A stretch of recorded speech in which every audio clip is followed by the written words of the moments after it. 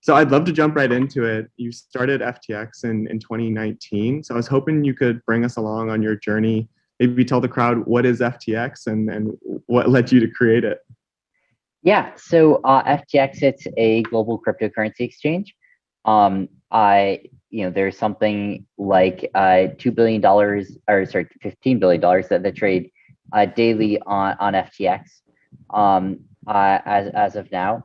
And how did you get here? Well, I was at MIT and had just realized I did not want to become an academic, and I had no idea what I did want to do with my life.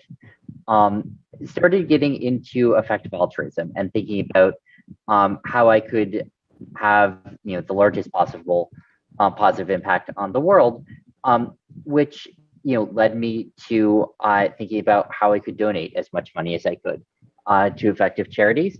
I had some friends who had worked on Wall Street and enjoyed it, and so decided to try that out. So I interned at Jane Street Capital, a quant firm.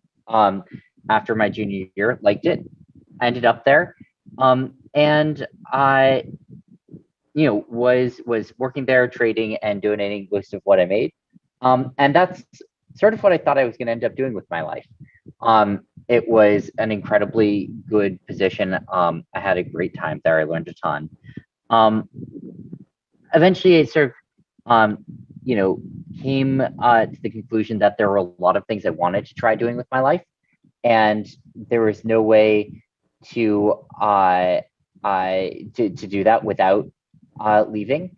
And so I left Jane Street in 2017, and I didn't know exactly what I would end up doing.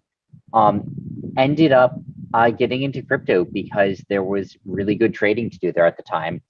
And after a year or so of that, started up FTX. Awesome. Well, I have a few EA questions for you at the end.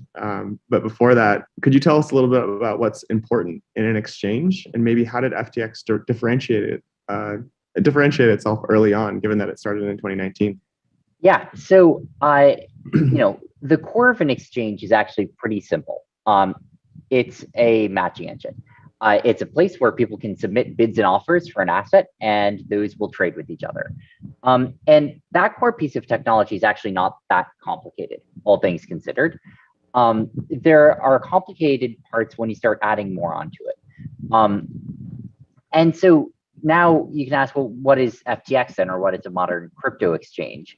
If a exchange at its heart is a pretty simple concept, and the answer is it's a full stack financial product. And so on FTX, you do everything from deposit, fiat currencies or cryptocurrencies, to having the matching engine there where you can submit orders, account management there. It custodies the assets, clears them. It has a risk engine in the back, a compliance engine built out in house, and so in the end, it's actually like everything that you need in order to complete a cryptocurrency trade. And in fact, in most trades in crypto, the only people involved are the buyer, the seller, and the exchange. And that is very different from what you see in traditional finance, where exchanges are just one piece of a much larger ecosystem, and that whole stack is actually split up between all of those different parties.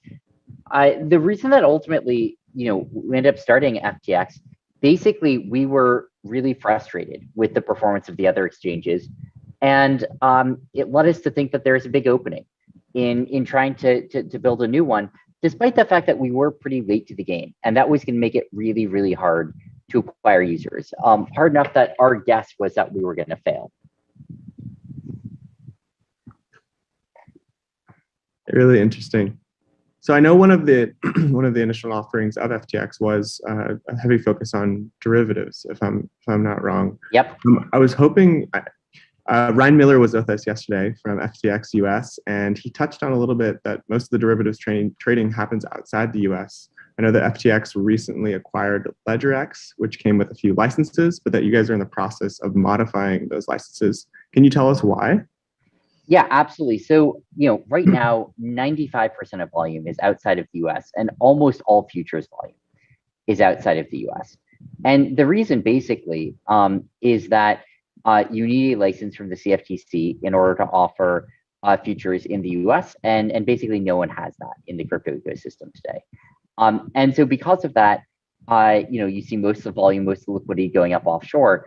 LedgerX, now FTX US Derivatives, is a CFTC licensed derivatives exchange, which can, in theory, offer Bitcoin and Ethereum futures in the United States.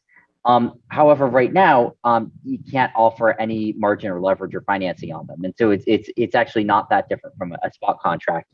And the amendment that we have before the CFTC right now is to be able to offer leverage like every other major futures exchange does, and like we do internationally. Awesome.